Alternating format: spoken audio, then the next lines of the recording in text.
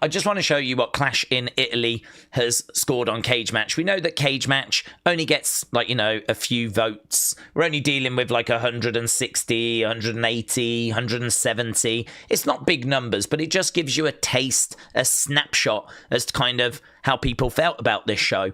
And it's kind of in line with where I was as well. I didn't really feel like any of the matches at Clash in Italy really grabbed me. And you can see we're dealing with like a 5.6, a 6.6, a 5.6, a 6.5, a 5.7. We're not really dealing with any numbers here that are like mind-blowing, right? There's nothing here that I think is going to live long in the memory. We gave Clash in Italy a 5.75. At the moment, it's just over a 5 on Cagematch. The reason why I'm kind of starting out with all of this was because there was a little bit of negativity in the air as we were going into this Raw. There was a little bit of a feeling of, I'm just, you know, I was not crazy about some of the results. I was not crazy about some of the finishes. It really felt like we needed something from this Raw. And I am so pleased to tell you, this Raw absolutely delivered. In my opinion, this Raw absolutely delivered.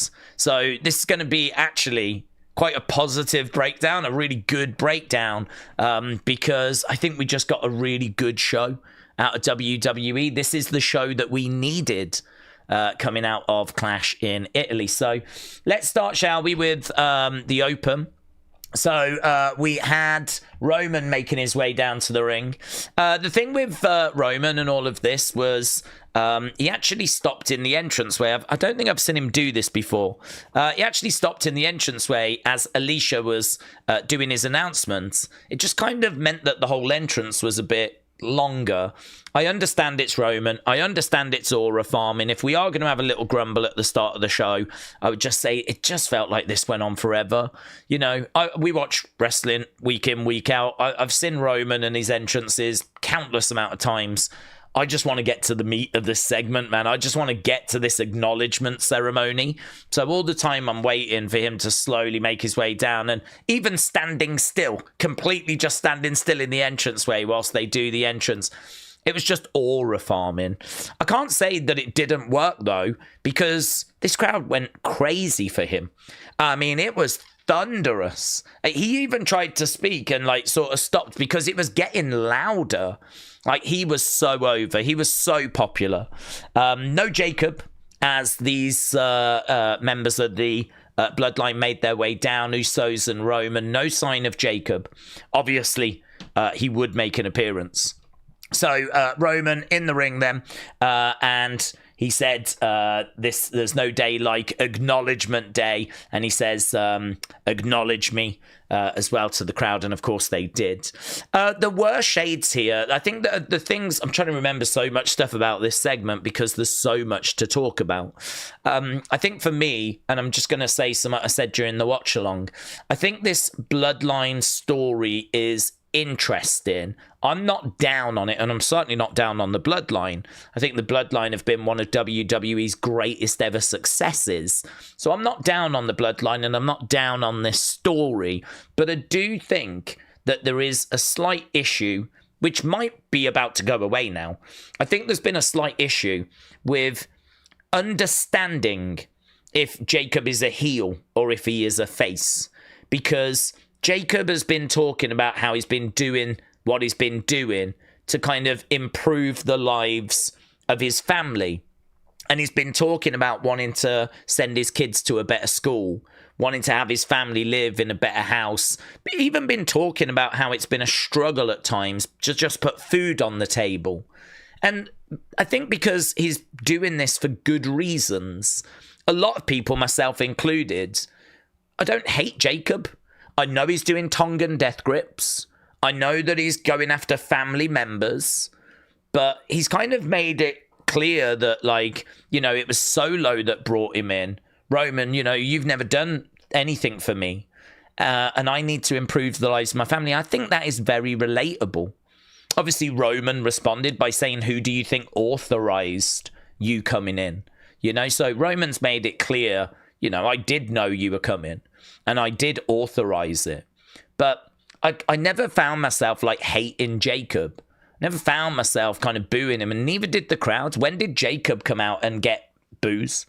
I mean, if anything, you heard Fatu, Fatu, Fatu. You know, I feel like a large part of the audience was still there supporting Jacob. This was not Roman versus the evil Jacob Fatu. And I think the fact that that dynamic was a little wishy-washy, weren't sure how we were meant to feel. You just felt about him however you felt about him. Some of you watching this probably did hate him. Some of you watching this were on board with him and were on side with him. And the reason why we're talking about this is because obviously the way you feel about Jacob right now and the way that you feel about Roman right now coming out of Tribal Combat is obviously going to dictate how you feel about this segment and where we are going forwards. You know, Roman saying this is my favorite day. There's no day like Acknowledgement Day. That did have shades of like being a heel because he's reveling in the fact that Jacob has now got to humiliate himself in front of him. I mean, Roman as a babyface should really be above this. Roman as a babyface shouldn't really be reveling in this, seeing someone humiliate themselves. And certainly someone that I don't think was painted as an outright heel. I suppose the point I'm getting at is comments like this made me go, I'm not sure, I don't know, man. I'm not feeling that comment from Roman. And actually seeing Jacob walk down looking quite humbled, I felt real sympathy for Jacob here. And I think the success of this segment, because it was successful, the success of this segment is really looking at the dynamics and looking at how everyone's interacting. You know, Jay's got a big smile on his face. He's absolutely loving this. I was looking at Jay going, what did you do? What part did you play in this? Roman beats Jacob, and now Jacob's got to be humbled. Why you're standing there with a big grin? It wasn't that long ago, Jay, that you tried to stand up to Roman. And so, you know, I'm kind of looking at Jay going, do you know what? I could punch Jay in the face myself here. Some of these comments from Roman, I'm like, oh, I just found that sympathy really coming through for Jacob in this moment. So, again, I'm not saying that anyone was like being a heel here, because I did think maybe this is tough love. Perhaps Roman is doing this because he knows he has to do this. He knows this is actually in Jacob's best interest. This is in his best interest, the family's best interest, and Jacob's best interest. Perhaps this is an example of tough love. And we would actually kind of get a reference to tough love later in the show, right? So, first day on the job and he's already late. That was Jay talking about Jacob. Jay was loving this. Fair play to Jimmy. He was just stood in the background. He was not reveling in this. And I think it was really interesting seeing how Jay was reacting to this situation compared to Jimmy. It reminded me a lot of peak Bloodline. And it reminded me a lot of how Jay would react to Sammy and how Jimmy would react different. And how that really was a major part of kind of driving the engagement in segments, because you wanted to see how it was going to play out. You wanted to know, was there going to be a dirty look? Was someone going to make a move? You know, what would happen if they did? And this felt like it was quite layered as well, just like Peak Bloodline. So I really enjoyed this segment as a result, right? So Jacob makes his way down. As he said, he looked really crestfallen. But as he gets into the ring, he steps up to Jay, who'd been like grinning away in the background, snatches the microphone away from him.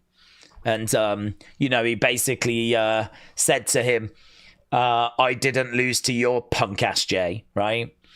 So again, but look at him, look at the smile he's got on his face there. I mean, tensions were very much being teased. There was a moment I thought he was going to absolutely clock Jay here. I felt like doing it myself.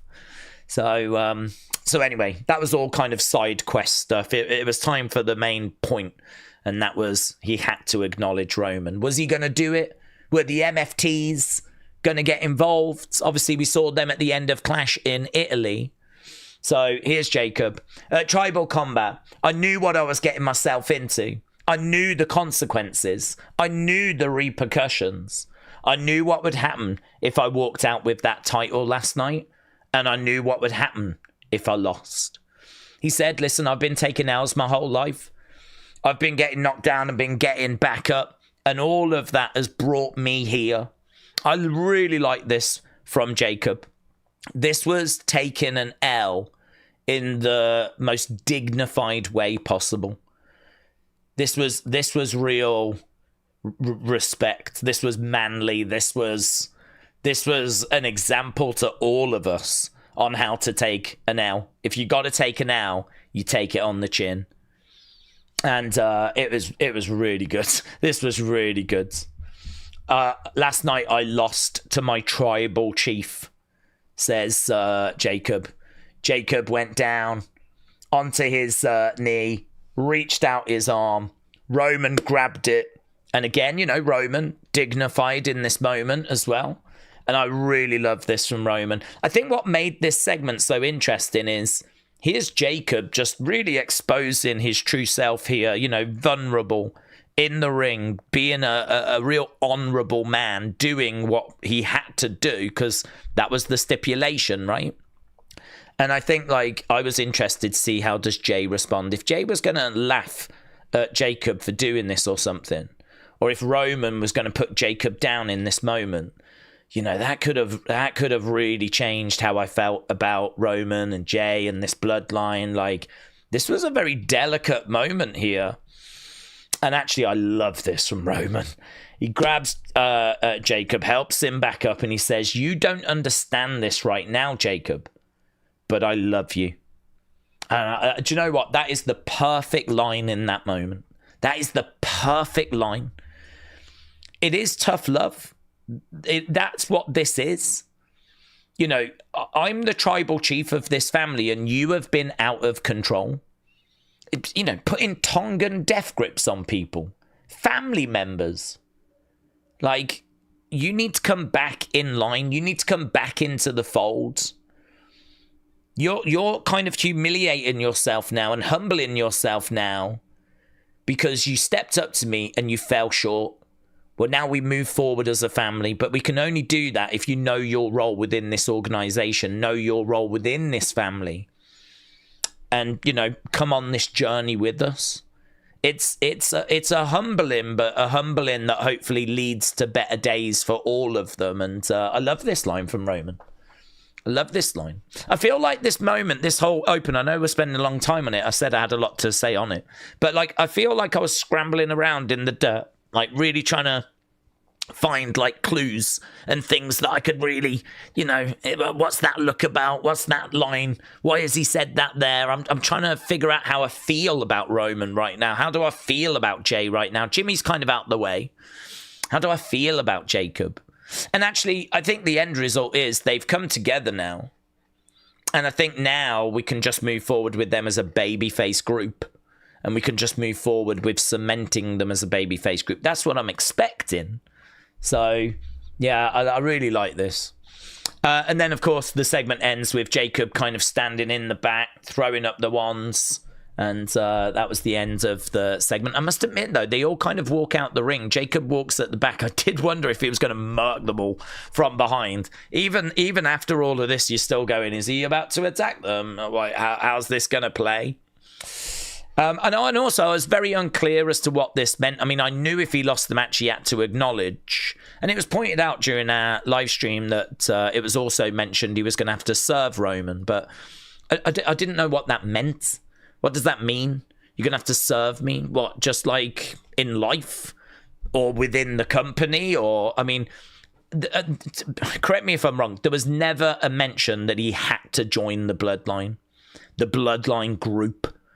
I mean, you know, Jacob can still acknowledge Roman as his tribal chief and not be in the bloodline. So I didn't know what this meant for that. But it does seem like it seems like he is now in the bloodline. It seems like, yes, he is a bloodline member now. So there we go. That was the end of the segment. We took a long time to kind of go through it, but this took a long time on the show as well. But it was very, very good. I can tell you that you lot scored this great 55. So it does get great. It's actually a touch low in the great range. I think maybe because of the aura farming stuff at the beginning. And the fact that it did take so long, you could easily have shaved 5 minutes, if not even more, from this segment. A lot of aura farming at the beginning. But I actually thought when we got into the meat of it, it was very, very good. Yeah, lots of confusion around this, right? So there was this graphic that got posted that had Sami Zayn on the poster and Drew McIntyre on the poster. I had people saying that this was an updated graphic that had just dropped. Apparently it was on the WWE.com website, but word has come out since that apparently it was a mistake, because we've seen graphics on Raw tonight that are the old graphic, the original graphic, the one that was shown at Clash in Italy, because the original one did not have Sami and did not have Drew. So people are asking, what's this? Why are they on here? And, well, I think there's two things that might have happened. The first is that this could have been the original bracket, and there was changes made after. And so they've just, incorrectly uploaded the original bracket. The other thing, though, is that we might get some changes. We could see when we get to these matches some people getting taken out and some people being replaced. And maybe this is a glimpse of a future bracket. Maybe this is where the bracket is going, right? I think it's more likely it's the original bracket. It's probably more likely it's the original one. But, it's not the current one. I know that much, right? It's either one we were going to have or one that we're going to go on to. But it's not the current bracket. Sami and Drew are not in the tournament as of right now. Right, so then we go to our first match. This is Penta, Carmelo, Solo, and Oba. Now, I hated Oba being pinned, right? I expressed that yesterday. I think it's fine for him to have lost. I would have preferred a count out. I would have preferred a no contest. I think pinning Oba or submitting Oba is something that should have been protected because it's important, right? And I don't think Brock needs to pin Oba because we expect Brock to retire by SummerSlam. So why does someone that is retiring in a few months, why should they be the person that pins Oba for the first time on the main roster? It doesn't make any sense to me. I don't understand. I think it was a stupid booking decision, right? But I didn't think it would hurt him too much in regards to his connection with the audience. I just think it's not so much that he's damaged now. It's just more that we've just thrown away that as an opportunity for someone. Someone else could have been the first person to have pinned or submitted Oba on the main roster, and we've just needlessly thrown it away. That was frustrating. But no surprise, Oba came out, getting loud chants, everyone doing the walk still. I mean, people still love Oba, of course they do, right? Losing to Brock Lesnar is never a problem because it's Brock Lesnar, right? But, so that was good to see. I didn't expect anyone to be down on him now. So Oba made his way down. He was in this match. Solo, Carmelo, Penta. We got this moment as well where Oba and Tala were face to face. We had them fighting in the crowd, Oba and Solo. They were fighting over by the ring steps in the crowds. Tala would deliver a big boot. Oba would go into the front row. Then in the background, he would rise up and he would stare over at Tala. And he would murk Tala, would drive him through a commentary table. And then Oba would go on to murk everyone else and secure victory. So Oba wins in the first rounds of the King of the Ring tournament. Afterwards, he had a few words for Brock. He says he took Brock's best shot and he is still here. He says Brock's a coward and he will see him down the line. I don't think Oba wins King of the Ring because I think we're doing Oba Brock at SummerSlam. I think a lot of people are thinking that now. So how does Oba win King of the Ring and get a title match? It was suggested in our watch along, maybe he does retire in Brock night 1 and goes for a title night 2. I mean, maybe. I'm not sure I would do that. That feels a bit too Oba heavy for me. I think if he's going to retire Brock, that should be his major main focus.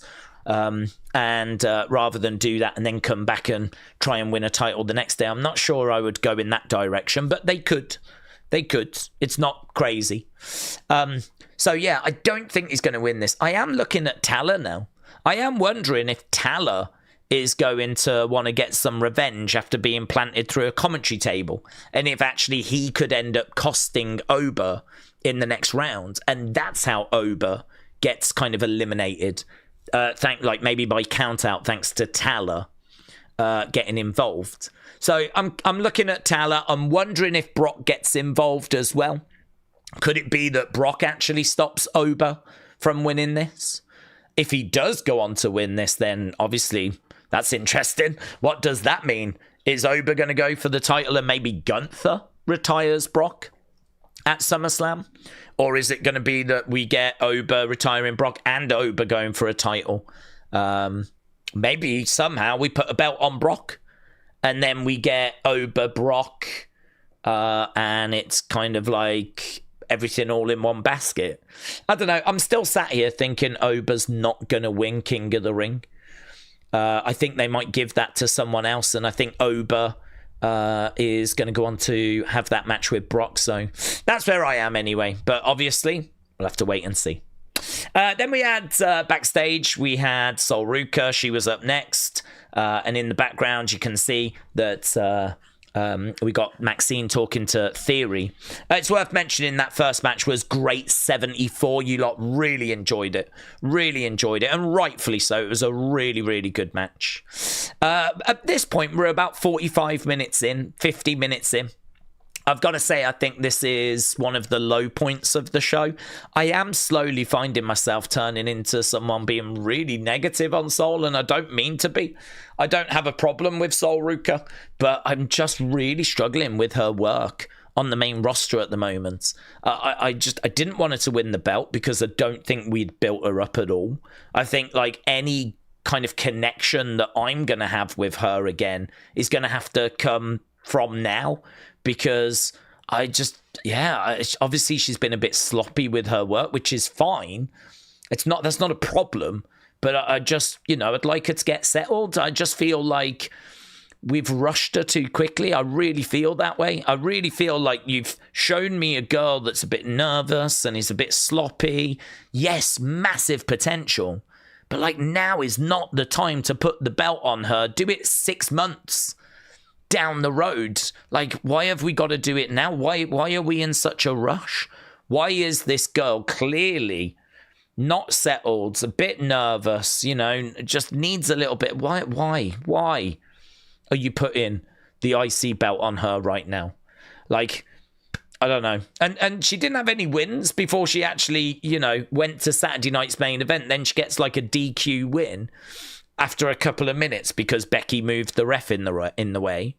And then in the match at Italy, which was all right. I mean, it was nothing special. She wins the title. I don't understand the "you deserve it" chants. I mean, I can only imagine that the fans were watching maybe NXT as well and have been enjoying Sol Ruca for a number of years, because you certainly can't base it on her being on the main roster for a few weeks. I mean, she's been on the main roster a month. And she's getting "you deserve it" chants after a month for winning the IC title. I just struggle. I'm just struggling. I'm struggling. Then we go to the actual promo. So we get the "you deserve it" chants. She said she's going to be a fighting champion. And I think this is where I can now start getting onto Sol. Maybe she can just start having matches. Hopefully they can be good. They can be a bit tighter than what we've seen. There's lots of great opponents for her. And, they teased a little summit with Lyra. And, perhaps you can just put on a sequence of like banger matches. Perhaps the thought process is she can have the IC belt and she can do open challenges every week. And what works so well for Carmelo and Elia and Sammy, they're going to do that with Sol Ruca. And perhaps that's the logic. I don't love how we've got here. I don't agree with how we've got here. But we're here, right? I mean, now that we're here, I actually wouldn't take the belt off her. Because we're here now, We've done it. The bad things have been done, right? So now here we are. So for me, like, let's go. Let's do open challenges. Let's give her great matches. Hopefully she can start building some momentum, and then, you know, I'll kind of connect with her again. But I'll tell you, man, I think it was who Dat Saints J in the chat I saw just before we went live, actually commenting on this promo, said it reminded them of like Babyface Liv, and I completely agree. This promo was not delivered very well. It lacked a bit of oomph. It lacked a bit. It was nerves. It felt like I was hearing nerves again, and yeah, I just don't understand why we've rushed. I really don't. But hey, WWE are going to do what WWE want to do. They obviously see all the potential in Sol. We all see that potential. But I wish we would have just let it breathe. So, yeah, for me, this was a bit of a down. There wasn't really much said here apart from I'm going to be a fighting champion. The way that she cut the promo reminded me as well of a babyface Liv, who was not getting much praise for her promos. I just see someone here with lots of potential that's got a lot of work to do. But, hey, that work can begin now, can't it? So, and she even said that. Now the work begins. So, someone will be keeping a very close eye on, and I wish her all the best. Okay, then backstage, Roman was watching this moment where he bumped into Cody at Clash in Italy afterwards.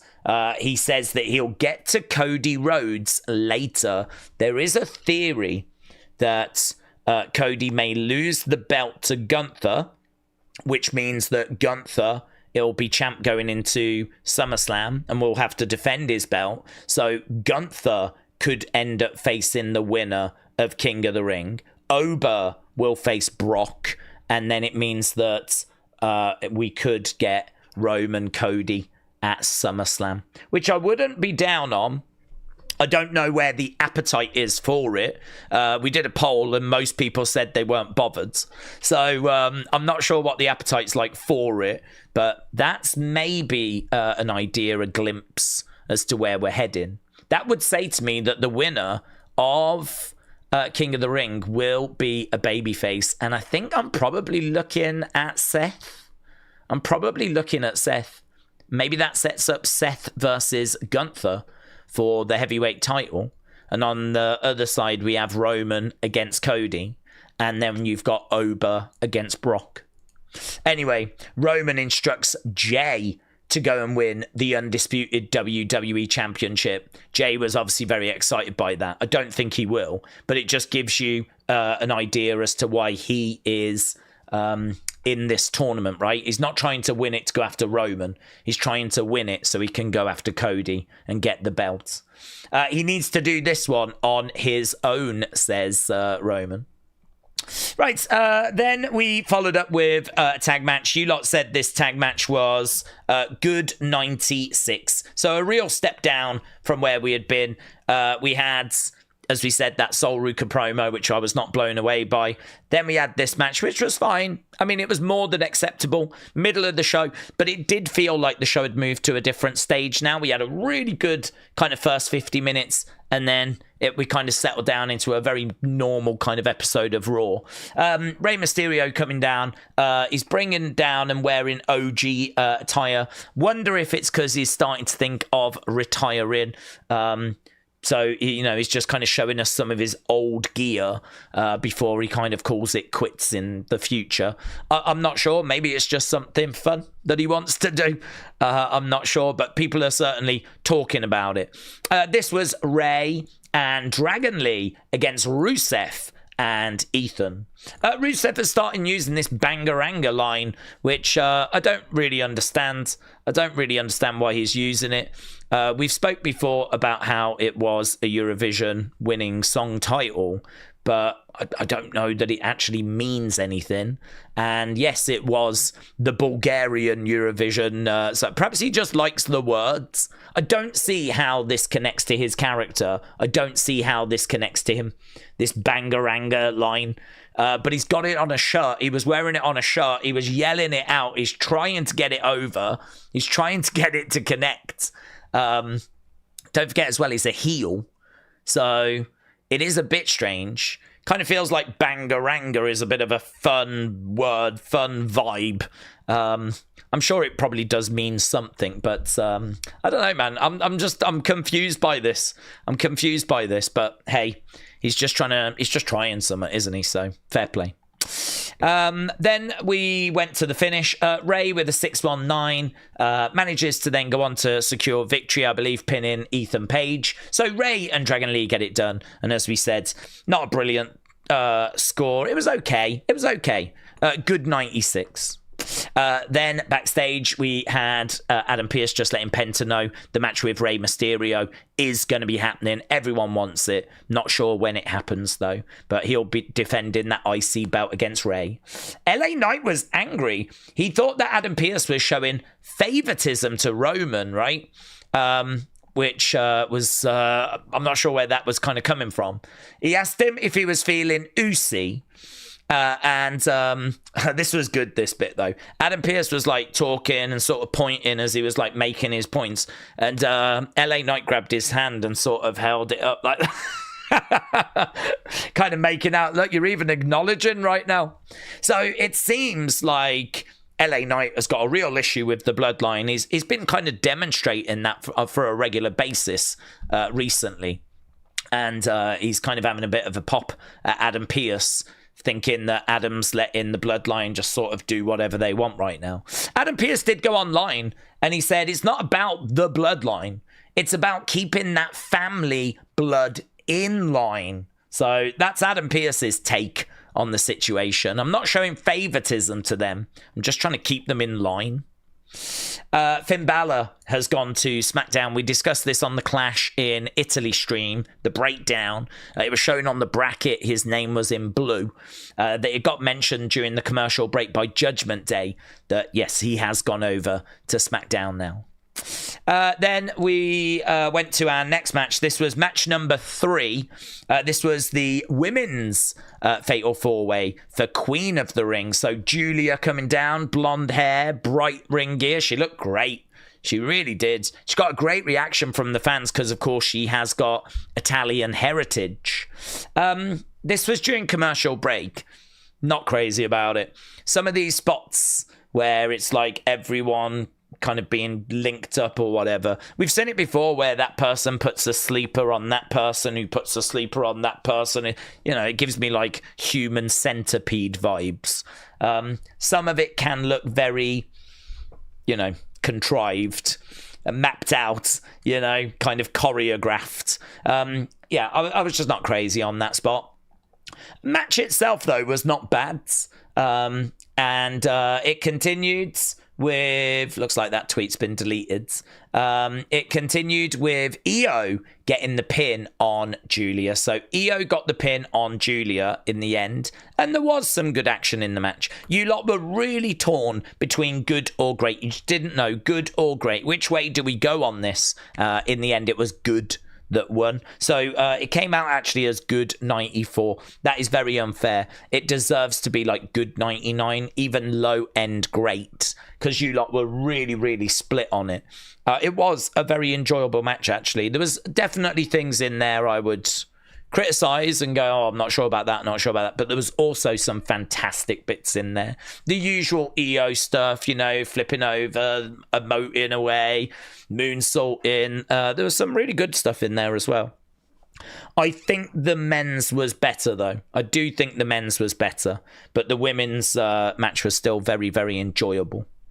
Right, then we got the updated bracket for the women. Io Sky progresses. So this is where we are with the women's one. It is worth mentioning, Liv took to social media today and she was like, let me explain why I'm in, right, this tournament. I want it all, right? All these women are scared to step up to me. So if I'm not going to have matches, I might as well put myself into Queen of the Ring, become Queen of the Ring and, prove how great I am. So that's what she's saying is the reason as to why she is going in. We still don't know if she's going to get maybe attacked by, say, Stephanie or something like that. Or could she actually get a win and maybe meet Raquel in the final? Could it be that we're going to get a Raquel final with Liv. I did wonder if it could be Roxanne, but Roxanne, of course, has been eliminated. She was in the match. It was Lash Legend, Giulia, Io Sky, and Roxanne. Io, of course, as you can see here, progressing.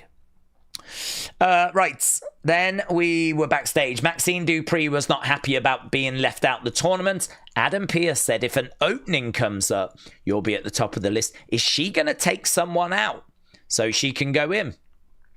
That's interesting. Is she going to take someone out? Could it be Sol Ruca? I actually wouldn't mind it being Sol Ruca. Sol Ruca needs opponents that she can beat. Maxine is absolutely one of those. So, yeah, could it be that she attacks Sol Ruca? Sol then can't be in the tournament. She doesn't need to be in the tournament. She's the Intercontinental Champion. That would be something that I would keep an eye on. During the commercial break, we had El Grande Americano with Rayo Bravo. They were just promoting, got a great reaction. They were just promoting the fact that after Raw, the Mask versus Mask match was being shown on Netflix, and it was heavily promoted during Raw. I was shocked how much we were promoting that match. I mean, it's a match that's already aired, yet they were making out like it was flipping Mike Tyson against Muhammad Ali. That was happening like after Raw. They really promoted it all throughout the show. I mean, it is an amazing match. I'm sure you've seen. But yeah, they were coming out to promote it as well. Backstage, we had Lyra congratulating Sol. And there was a little bit of an agreement reached. Lyra Valkyria secures herself a women's Intercontinental title shot against Sol Ruca, but Bayley didn't seem thrilled. She didn't seem thrilled. She was like, dude, we were in the middle of something, because they were, I think, talking to Adam Pearce. So, yeah, I don't know. There's clearly something there. Clearly something going on. I like this meme. Fightful said Lyra just did this to Bayley. There's Lyra looking at Sol. There's Bayley. Dude. So, yeah, she managed to get herself an Intercontinental title shot. That'll be a good match. That'll be a good match. Roxanne Perez was unhappy, of course. She lost in the tournament earlier. Backstage, Liv was very excited and wasn't really reading the room. She kind of said to her, look, Roxy, yeah, a success for one of us is a success for all of us type thing, right? So it was kind of like, don't worry about the fact you're not going through, because I still might go through. So there definitely was some tension there and some issues being teased. Slam X here just laughing at the fact that in the game was Dominic and Oba Femi. We were saying even in the game, I doubt Dominic is getting the win on that one. We had a graphic, Queen of the Ring next week in Paris. It is going to be Becky, Liv, Alexa, and Chelsea. And also we found out that next week it is going to be Javon, Seth, Ricky Saints, and Tala. So very good. Some very interesting first round matches. Right, then it was time for our main event. So Seth in the ring, and they were singing the song, and we said this is a big match for Seth and Bron, because this felt like it might be the end of their feud, might be the end. Big main event match, you know, coming out of Clash in Italy, going one-on-one. Let's get this sorted, right? Bron Breakker making his way down to the ring. He had the belt around his waist, of course. The tag belt, because Logan is out injured. Point for yet another. Here we've got... I need to just take the sound down. So you can see Seth being thrown into the front row. Front row all getting wiped out, right? And Michael Cole didn't give a flip. So the people in the front row all get wiped out. Michael Cole, I don't think even mentioned it. If he did, it was like, oh, you know, the front row fans have been knocked down. Bron Breakker, you know, he's looking so good. And he just moved on. It is crazy how we can do... Clearly, these are plants, right? We know these are planted. But it's crazy how we don't make a big deal out of the fact that we've just chucked a wrestler into fans in the front row. We've just wiped out the front row. And it's just like... That's it, spot done, on we go, you know? So that was in there. I was a bit like, oh, come on. If you're going to do a spot like that, like, really do it properly. Like, really make a big deal out of the fact that we need to get medical over there. I hope those fans are okay. this action. It's really make a big thing. They didn't. They really didn't. I can't stress it enough. They just moved on immediately. We've just chatting about how good Bron Breakker was looking. During the match, Bron Breakker kind of sending a message to Seth. There was some really good stuff though. Once this match kind of got through that feeling out process and started really moving, some good stuff. Spear by Bron turned into a pedigree. Pedigree in the ring by Seth, but it only resulted in a 2. Match continuing, Austin Theory came down, and it was really, really good. That meant that Montez came out to kind of equal up the numbers, and Seth really appreciated seeing Montez come down. So, I mean, you had all this kind of stuff going on. There was then a spear by Bron. Seth moved out the way. Heyman goes into the timekeeper's area. It is bonkers. I mean, there's Montez, there's Theory, there's a front row being wiped out, there's Heyman going into the timekeeper's area being speared. It's so good. Bron then gets up livid, looking at Heyman down, gets in the ring, goes to spear Seth. Seth's wearing the belt. Just like with Goldberg spearing that chest protector, knocking himself silly, Seth was wearing the belt. And that actually means that Bron Breakker is put away by Seth Rollins, who picks up the victory in a match that was given time, used that time well, it built, and it had all these great spots that were in there. Even when the match wasn't like cooking per se, it was still just ticking along. Like, the crowd were chanting the way. The crowd were making noise all throughout, right? The crowd were just whatever they could make noise with, they were making noise with. But it was good. This was really good. This was the cherry on top of a very, very good episode of Raw. This was a really good episode. I don't think there's anything OMG here, but I do feel like we start with what I would class as a very typical traditional Bloodline segment. Could have come straight out of the Bloodline story from a few years ago. That's not a bad thing, right? Then we go into a banger Fatal 4-Way match. Then there's a perfectly good tag match with Ray, whatever. A really good Fatal 4-Way women's match. They do a great job. But really, match of the night is the main event. And you lot agreed because you said great 88. So the opening match, the men's Fatal 4-Way, great 74. Main event, great 88. Really good. Where does that leave us now with the Vision and Seth? You can see Bron Breakker dejected on the outside. I actually think he's a bit protected because he can turn around and say, if it's just one-on-one, I would have had that. I would have beaten you. If it was just, but there was so much outside interference with Theory and Montez and all of that. If it wasn't for that noise, Bron Breakker can always kind of make out me v you.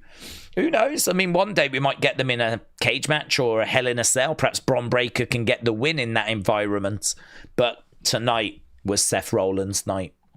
And as we said, they wrapped it up by just announcing the mask versus mask. They were shouting about that all throughout the show. Okay, score-wise, I'm going to go 7.5. 7.25, 7.5, that kind of ballpark area, definitely in the 7s. Listen, when we're critical of WWE, I can always sit here and tell you why. We don't do it because we just want to do it. We do it because there are good reasons to do it. Equally, if they are going to give me a show that is going to give me all the things that we have spoken about, within an episode of Raw, I will respond by saying I really enjoyed that. I mean, I think the other thing as well is we got to the main event. I couldn't believe it. It's like, have we been watching 2 hours? It felt like an hour. It really did. I think when we finished the men's match, I thought I'd been watching it for about 10, 15 minutes. And when I looked, we were at the 50-minute mark. Like, the show absolutely flew past. I mean, the low point on the show is probably the Sol Ruca promo. It's all of a few minutes. It's not that long.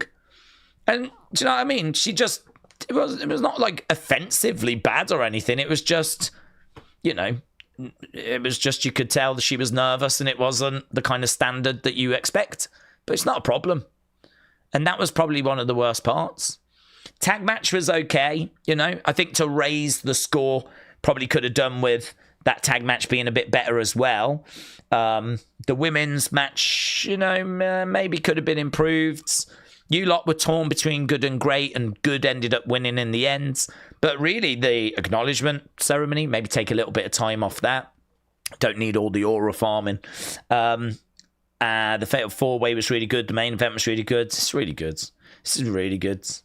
I think if we'd have had an OMG moment in here, something that was truly like, whoa, wow, I can't believe it, you know? That was amazing. Like, if we had had an OMG moment, like maybe a big return, I can't even think who that would be, but if we had had a big return, and we'd tightened up like the tag match, made that like, you know, maybe mean a bit more, and the Sol Ruca thing, you know, we'd easily be in the 8s. Easily be in the 8s. So I think my 7.5, I'm very happy with that score, and I'm very, very happy with this episode of Raw. I enjoyed it. I hope you did as well. With that being said, let's have a look, shall we, and see how you scored it, right? So, because we've obviously got the chat in there. Hello to everyone that's watching and joining us so far. I can tell you that you lot have been voting. We've got over 220 votes, and you have said this episode of Raw was great. It's just changing, actually. Great 66. About great 66 is what we're looking at. That's really good. That is really good. And that is higher than what you lot scored Clash in. For me, there's no doubt this is a much better show than Clash in Italy. I'd rather watch this again than Clash in Italy. So there we go. Awesome. Thank you for joining us for the breakdown. Obviously, I'm going to go away, start working on the opinions video. But don't forget, we are back later / tomorrow with our NXT stream. We'll be back for that.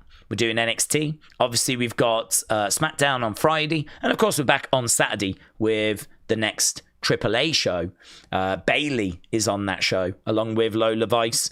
Should be really good. I'd imagine there'll be a real buzz around considering how well received last week's AAA show was. So yeah, lots of wrestling still to come this week, you'll be pleased to know. But I suppose in a way that does put the end to a very big weekend of wrestling action. I, love wrestling. I've really enjoyed spending this time with you guys. I hope you've enjoyed it as well. Thank you for all the support. Thank you for joining us. And hopefully see you again next time. Bye for now.